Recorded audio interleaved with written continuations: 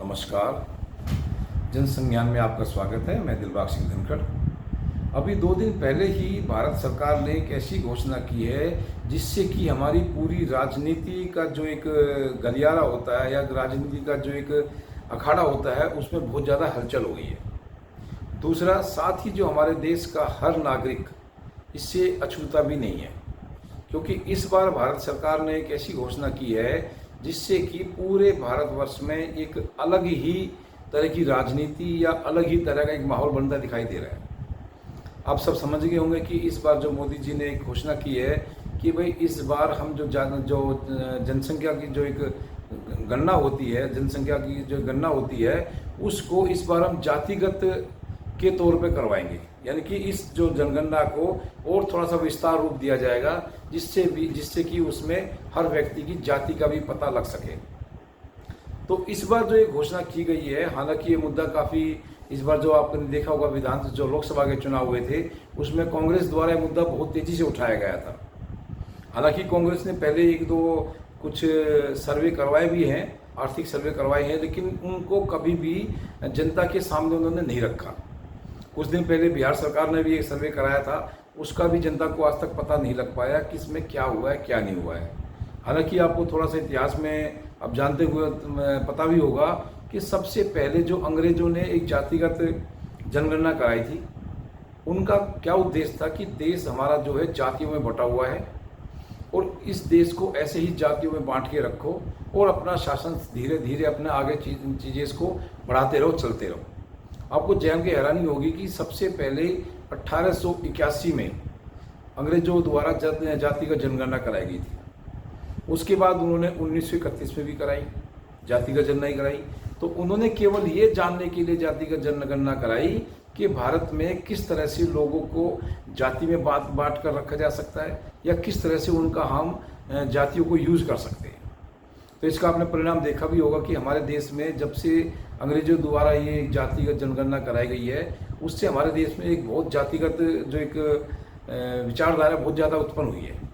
उससे पहले लोगों को इतना शायद पता भी नहीं था कि कौन सी जाति के कितने लोग हैं, लेकिन जो अंग्रेजों द्वारा जातिगत जनगणना कराई गई उसमें लोगों में पता चला कि भाई हमारी कितनी जाति है क्या है, और उसी के बिहाफ पे लोगों को बांटने में अंग्रेजों को बहुत ज़्यादा आसानी हुई।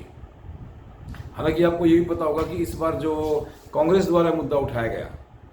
कांग्रेस ने इस मुद्दे को बहुत ज़्यादा लोकसभा में इसको उठाया कि भाई जातिगत जनगणना हम कराएंगे। और आपने देखा होगा कि चुनाव पर भी इसका बहुत बड़ा काफ़ी फर्क पड़ा। जो बीजेपी की काफ़ी इसमें सीटें घट गई। हालांकि उसमें 1-2 मुद्दे और भी थे। अब भाई जब बीजेपी ने नारा दिया था अब की बार 400 पार, तो विपक्ष ने इसको दूसरी तरफ से घुमाया और बोला भी इस बार अगर 400 पार इनको आ गई तो संविधान बदल देंगे, आरक्षण बदल देंगे और जातिगत जनगणना भी नहीं करा रहे हैं। तो इसका थोड़ा सा बीजेपी को थोड़ा नुकसान हुआ इन 2-3 मुद्दों का। लेकिन अब इस जो मुद्दा था, ये जो भाई जातिगत का जो मुद्दा था जनगणना का, इसको अब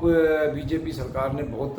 अच्छी तरह से हैंडल कर दिया है और इस मुद्दे को अब उन्होंने घोषणा भी कर दी है। अब विपक्ष के पास भी मुझे नहीं लगता कोई ऐसा एक मुद्दा बचेगा जिससे कि वो सरकार के सामने कुछ घेरने की कोशिश करे या कुछ ऐसा सिस्टम बनाए। तो अब थोड़ी सी बात कर लेते हैं भाई जातिगत जनगणना से हालांकि देश में क्या थोड़ा सा प्रभाव या बदलाव आने की उम्मीद है। तो मुझे थोड़ा सा इसमें यह लगता है कि जातिगत जनगणना से मुझे लगता है कि जो क्षेत्रीय पार्टियां हैं इनको काफ़ी नुकसान होगा। और आपने ये भी देखा होगा कि आज तक किसी भी क्षेत्रीय पार्टी ने जातिगत जनगणना की कभी बात नहीं उठाई, चाहे इसमें समाजवादी पार्टी हो,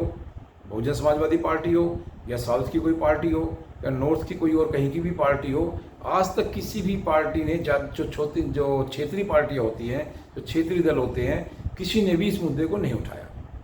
तो इसमें मुझे थोड़ा सा यही लगता है कि हर क्षेत्रीय दल को ये डर रहता है कि कभी उनकी जाति का पूरा एक तरह से ब्यौरा जनता के सामने ना आ जाए, और जो कई बार ऐसे दिखावा करते हैं कि हम इस क्षेत्र में बहुत ज़्यादा हमारी जाति है और एक्चुअल में उनकी जाति की, कास्ट की या वोटिंग का पता चल जाए तो उनका एक प्रभाव कम होने का खतरा रहता है। अब खासकर मैं बात कर लेता हूँ यूपी में ही समाजवादी पार्टी की। समाजवादी पार्टी में जैसे ये मुस्लिम और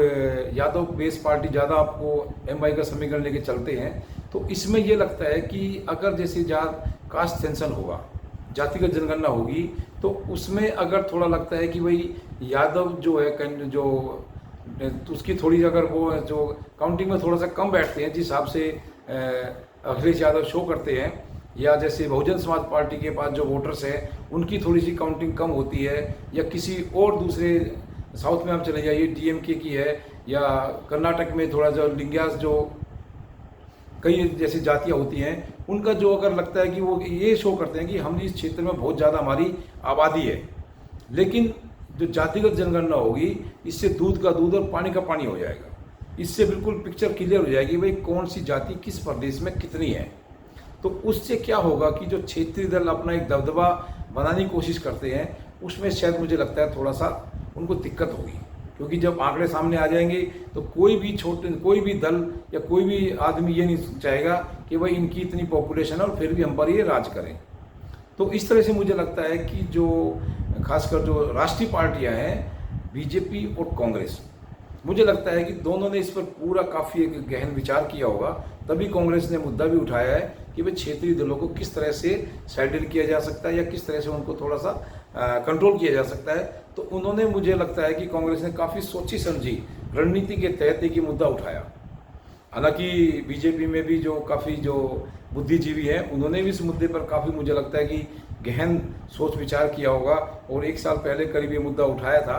चुनाव से पहले, लगभग 1 साल होने को आ रहा है। तो मुझे लगता है कि बीजेपी ने भी या मोदी सरकार ने भी इस मुद्दे पर बहुत ज़्यादा सोच विचार किया होगा कि 1 साल का टाइम कम नहीं होता है, और हो सकता है उन्होंने काफ़ी हद तक इसमें कुछ ये डीप गहराई तक पहुंच भी गए होंगे कि भाई इस मुद्दे से कराने से, जातिगत जनगणना कराने से इनको फ़ायदा होगा या नुकसान होगा। दूसरा,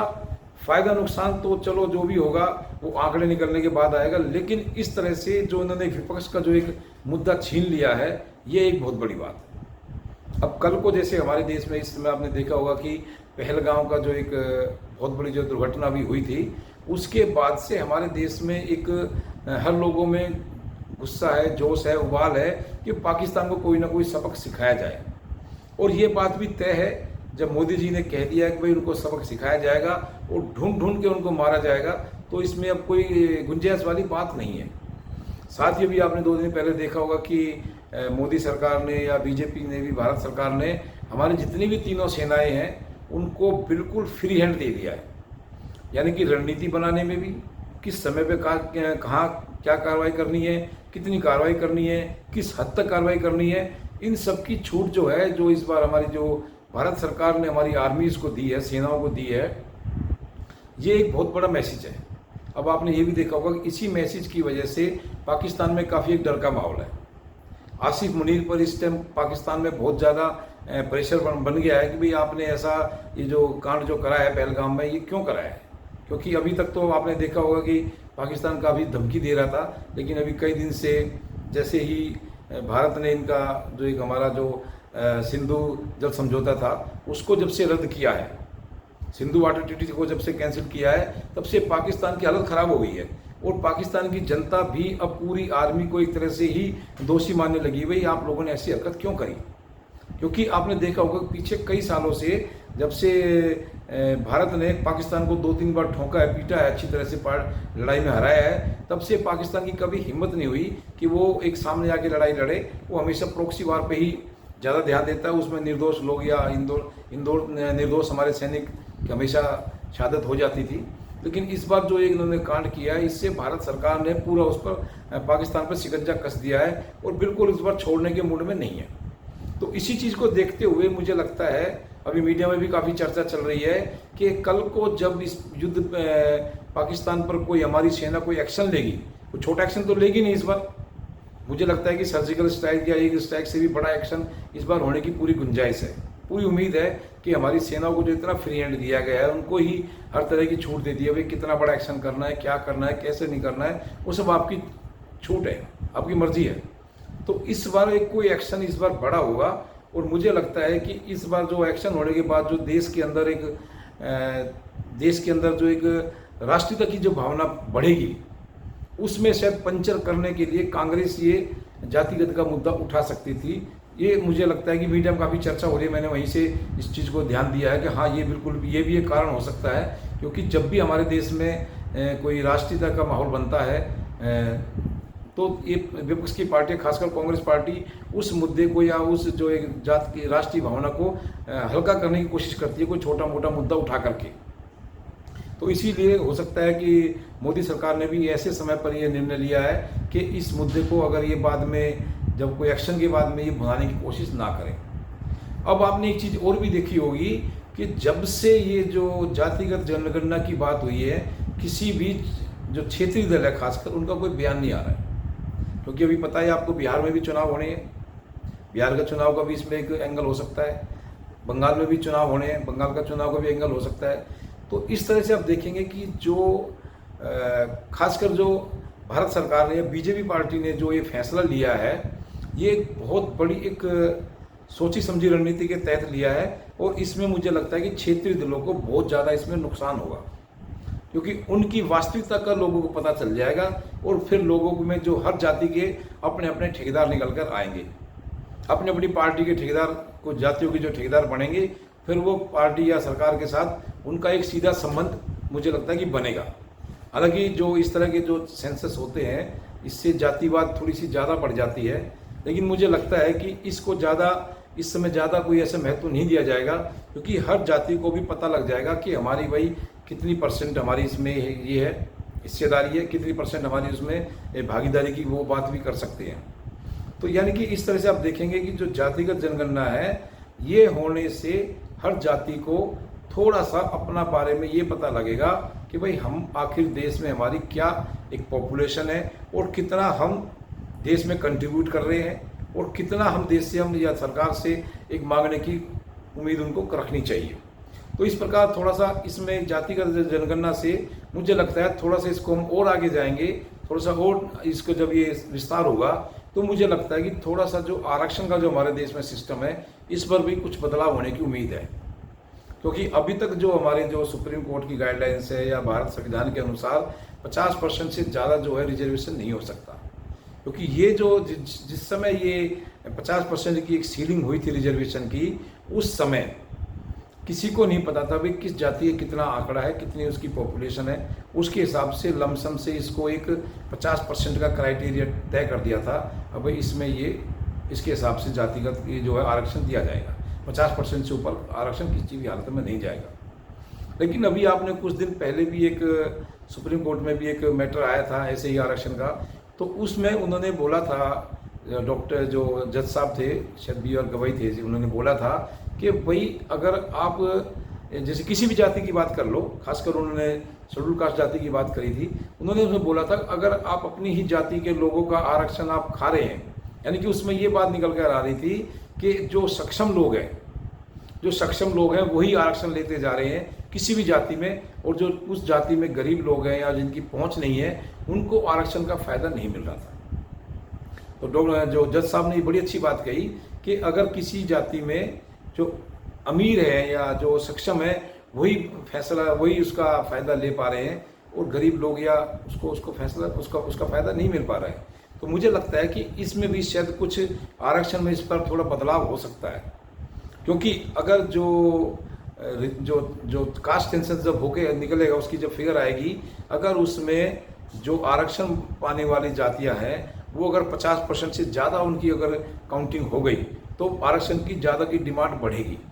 ये नेचुरल है, क्योंकि ये मुद्दे जरूर उठेंगे जब उनकी कैंडिडेट, जब उनकी जातियों की जो आबादी की जनसंख्या है जो 50% से अगर ज़्यादा हो जाएगी जिनको आरक्षण मिल रहा है, तो ये बात डेफिनेट है कि इस आरक्षण को भी बढ़ाने की मांग होगी, क्योंकि पीछे भी कई बार आरक्षण की बढ़ाने की मांग हो चुकी है, और कई पार्टियां जो क्षेत्रीय पार्टियां हैं वो कई बार उसको बढ़ा भी देती हैं, हालांकि फिर वो कोर्ट से वापस हो जाता है। लेकिन अगर इस तरह से होता है तो मुझे लगता है कि आरक्षण में भी जरूर कुछ ना कुछ बदलाव होगा। हो सकता है इसमें जैसे कि अगर किसी कास्ट की अगर जितनी उसकी भागीदारी होगी उतनी उसको अगर हिस्सेदारी मिलती है तो एक तरह से जो आरक्षण का पूरा जो है स्वरूप भी बदल जाएगा।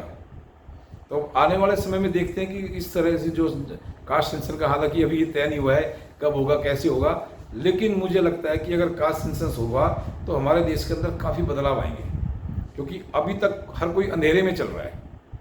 अभी तक किसी को ये नहीं पता कि भाई हम हमारी जाति कितनी है, हम कितने हैं कितने नहीं है, लेकिन जब एक सेंसस होके आ जाएगा तो पिक्चर बिल्कुल क्लियर हो जाएगी और उसी के हिसाब से लोग डिमांड भी करेंगे। और कई लोग जो ज़्यादा जिनको हिस्सा मिल रहा है या जो ज़्यादा हक ले रहे हैं उनसे कुछ बैलेंस भी करने की कोशिश की जाएगी। तो अभी देखते हैं कि जो कास्ट सेंसस जो इस बार भारत सरकार ने जो एक बहुत बड़ा जो घोषणा की है, ये कब लागू होता है, कैसे लागू होता है और इससे हमारे जो देश के नागरिकों पर क्या इसका प्रभाव पड़ता है। लेकिन मेरा फिर एक मानना है, इसमें कम से कम क्षेत्रीय दलों को बहुत ज़्यादा नुकसान होने की उम्मीद है, क्योंकि क्षेत्रीय दलों का जो दबदबा है वो एक कास्ट सेंसन के आने के बाद उनका दूध का दूध और पानी का पानी हो जाएगा, उनको अपनी गहराई का पता लग जाएगा और जनता को भी पता लग जाएगा भाई ये कुछ नहीं है, हम इनके पीछे क्यों खड़े हैं, इनकी तो कुछ ज़्यादा पॉपुलेशन, इनकी ज़्यादा कोई वो नहीं है। यानी कि उनकी मेजोरिटी के हिसाब से, उनकी काउंटिंग के हिसाब से जनता भी फिर फैसला लेने में एक स्वतंत्र होगी, आज़ाद होगी। हालांकि जातिवाद को ज़्यादा बढ़ावा देने से हमेशा देश में नुकसान ही होता है, फ़ायदा कभी नहीं होता है। लेकिन जो सरकार ने इस बार जो निर्णय लिया है, ये मुझे लगता है राजनीतिक निर्णय से ज़्यादा एक व्यक्तिगत निर्णय पब्लिक का होता जा रहा है। लेकिन मेरी सरकार से थोड़ी सी इसमें एक ये भी गुंजाइश रिक्वेस्ट है कि इस सेंसस को जैसे आप 10 साल में एक बार कराते हैं, इसको अगर आप जैसे अभी व्यक्तिगत आदमी हर घर में जो लोग जाएंगे पूरा सर्वे कराएंगे, ठीक है, इस बार इसको आप ऐसे करा सकते हैं। लेकिन अब AI की मदद से आप इस सेंसस को ऐसा एक सिस्टम बनाएं कि आपको हर 10 साल में सेंसस कराने की जरूरत ही ना पड़े। हमारे पास टेक्नोलॉजी है, हमारे पास पूरा सिस्टम है। अगर एक बार आप तरीके से इसको बना लेंगे अच्छी तरीके से, तो अभी हालांकि कई साल से सेंसस हुआ है, 2021 में होना चाहिए था, हुआ नहीं है। लेकिन अब की बार अगर इसको अच्छी मजबूती से और सफाई से तरीके से बना लेते हैं, AI की मदद लेकर के, टेक्नोलॉजी की मदद लेकर के, तो मुझे लगता है कि कई कंट्रीज़ में जैसे सेंसस नहीं होता है, वहाँ आप एक क्लिक पर बता सकते हैं कि वहाँ कितनी पॉपुलेशन है उस देश की है, कितने नागरिकों की क्या एज है, कितने बच्चे हैं, कितने महिलाएं, कितने पुरुष हैं। कई देशों में डाटा बिल्कुल क्लियर है।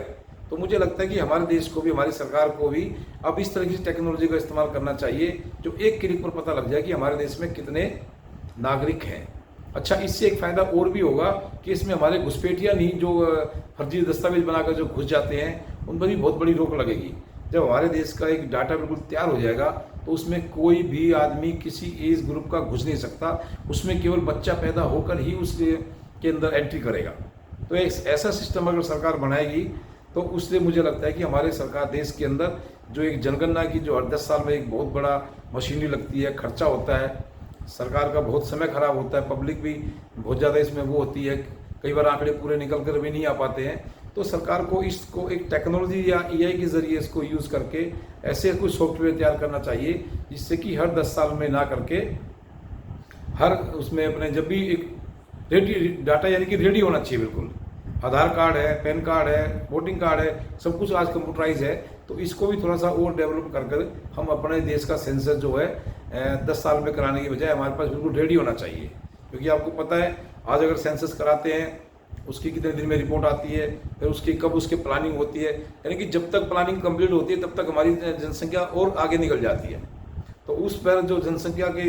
ऐसे एक जो बैलेंस है पूरा बन नहीं पाता और जो है प्लानिंग हमारी बिल्कुल कई बार फेल हो जाती है। तो इस बार जो भारत सरकार ने जो जातिगत जनगणना का एक घोषणा की है, देखिए कब लागू होता है और कब हमारे देश में ये इस पर जनता पर, खासकर पार्टी पर क्या फ़र्क पड़ता है। आप भी नज़र बनाए रखें। अब इस वीडियो में इतना ही। इस वीडियो को लाइक से सब्सक्राइब करें। आपका बहुत बहुत धन्यवाद।